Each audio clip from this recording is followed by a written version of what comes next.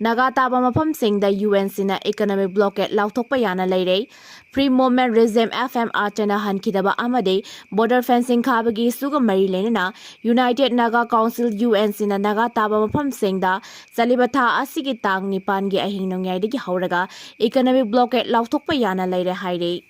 Thadou Literature Society Assam Chairman NEHKHAM JAMHAO na LEIKHIDABADA amukona awawa phongdoraklei ngarang ayuk pung mapalom tabada matamda All Manipur United Clubs Organization amuko gi office ta Manipur gi apunba saktam sagatnaba amadi tangdu leitaba puraknaba honabada asoba thodang lauramba Thadou Literature Society Assam gi chairman oina thopuramba NEHKHAM JAMHAO chahi 58 na Manipur gi apunba gi saktam thugaiba pamba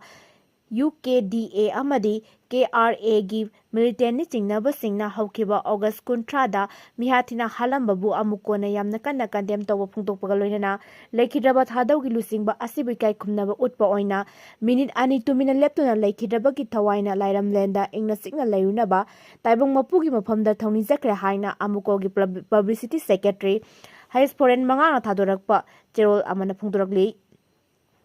cherol asina hai ngarang mifam aduna amuko gi thaumi singna mahakumba lusingba ama mangkhiba se Manipurda hingminariba tongan ba furup singge marakta apunbagi ihau sagatpada thinta halagani haina phongdongarakhe loinana lamdam asigi apunbagi saktamda singnabada asobo thodang lauriba terrorist group singbu logi oiba matik saba cherak fangangadabani amadi terrorist group sing Manipurgi leimaidagi muthatnaba amukona demand tawri haire Government ki MAHEIROISANG sing asi LUDO SANAPHAM OIRABARA MSF Government ki MAHEIROISANG sing da oza sing na thawa sadana amasung added MAHEIROISANG dana oza ama oibagi mathau fazana tawramba haibase MSF na angakopoi haina ngarang kwa kaithel da leiba MSF ki head office da pangthokhiba pawgi mifam amada MSF ki general secretary Sundar Khumana phongdokre bahakna makhatan haikibada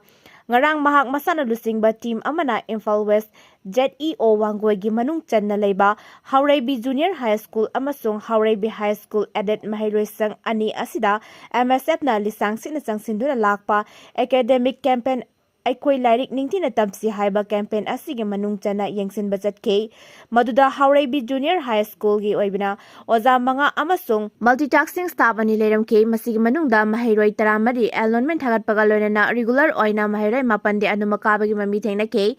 Masida yamna laibakthibadi MAHEIROISING ase school awar loidringai mayumda halanke oza nupi anisu multitasking staff oza nupi amaga pusinduna LUDO sanaduna leiramke MAHEIROISING aduna mayumda hankhiba adu fawba oza sing khanglamde MAHEIROISING adu classroom da leire haina MSF ke team aduda oza sing aduda pakhum oina pirake masigumba fibam asina dikaidamnungda government school gi MAHEIROISANG sing ase fagalakani haiba MSF na thajade oza head adusu class khara lauram laga sorat ama lei haina halamke oza amana anaba amagi karak kamde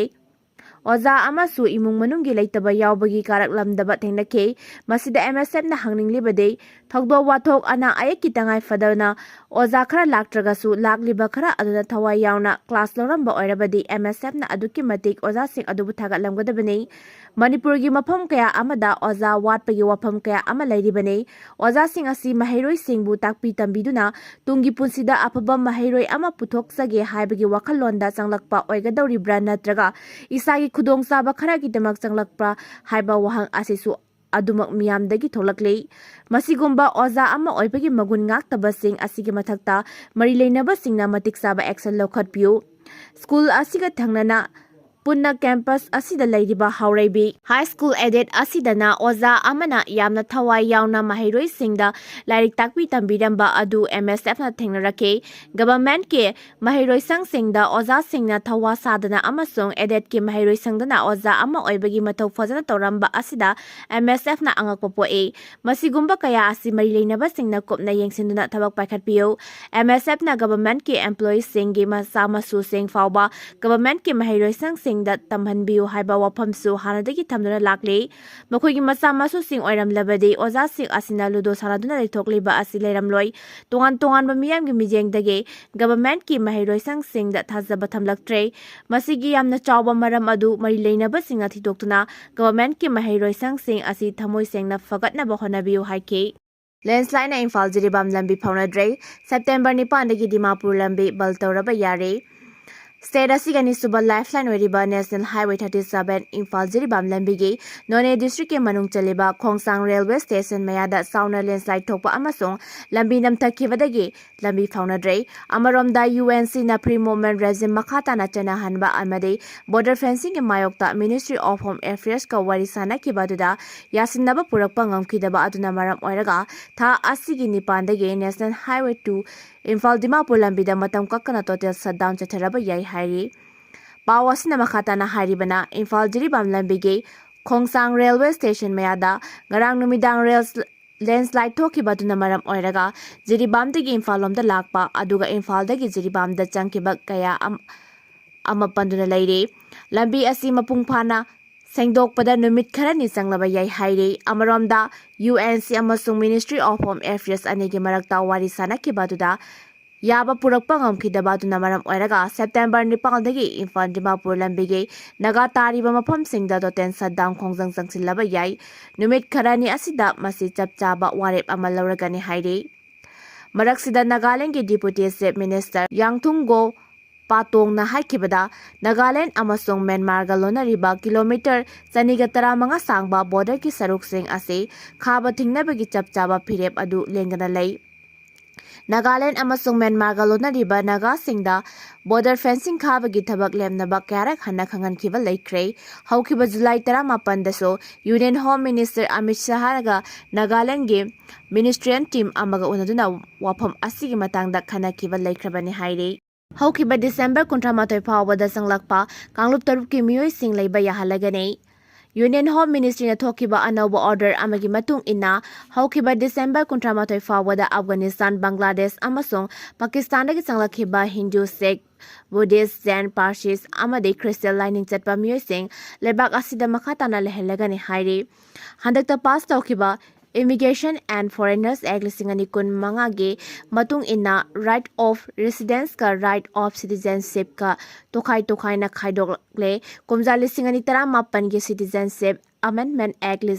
CAA ge matung ina kumja 2013 gi December 18 fawbada sanglakpa bising yamdaba kanglu ki miyoi sing India gi citizen ohelagane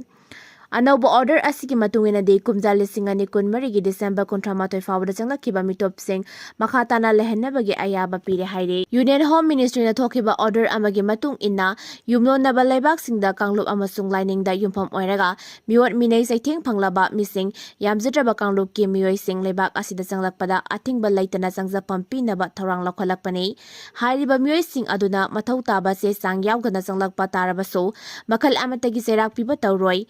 Yumlonaba leibak singda miwat minei saitheng phanglaba mising yamdaba kangluk ki miyoi sing leibak asit sangja phampi nabagi thorang asil lokhalakpane haire Ministry of Home Affairs ki order aduna hai Afghanistan Bangladesh amasong Pakistan da leiriba mising yamdaba kangluk Hindu Sikh Buddhist Jain Parsis amasong Christian lining chatpa miyoi sing miwat minei khang mangamdabadagi komja 2013 gi December 18 fawbada kariguma makhlgi che chang amata yawgana changlakhiba tarabasu lebak asida makhatana lehenabagi ayaba piragani Home Ministry na thokiba order asida Islam lining chatpa Muslim sing atopa lebakta changlakpada changjafam pibagi wafam pandei Thawong asi India government na kanglup naiba moongda chatharakpani haina lebak asigi tongan ba opposition party sing amasong Islam lining chatpa miyoi kyana akanba moongda yaningda phungdorakle Mahairoi humputara pulap narakpadagi school ama matam kakkana suti thadokre Technopol district ta leiba Sita government high school ge Mahairoi humputara khangawdana narakpadagi matam kakkana school adu thong lonkre Teachers Day pangthokani haina thorang torambadasu yaithokre haire school asigi Mahairoi humputara hauki bachayol amagi badungda khangawdana narakpadagi tangai fadana school thong lonkibane Mahairoi singge marakta anaba sing yawrakliba du maru oina typhoid seasonal viral infection natragana kangna sadokpa laina sing oigani haire Mahairoi sing adu school dagi kilometer 19 lapna Technopol district headquarters laiba primary health center da pukhatlaga laikatnake adabu phamung matik sana leitabana Mahairoi ayamba mayumda layang chathanaba khanganki haire oirakliba phibam asigi yenglaga Cookie student organization na school management and development committee ka khusamnaduna medical team ama school asida thabiraktuna free medical camp pangthoknaba amasung kangna sandokpa laina dagi ngakthoknaba fogging drive chathanaba Chief Medical Officerda haizakre khanghaudana narakhraba maru mahairoisingi phibam phatriba bawba school hangkhire haire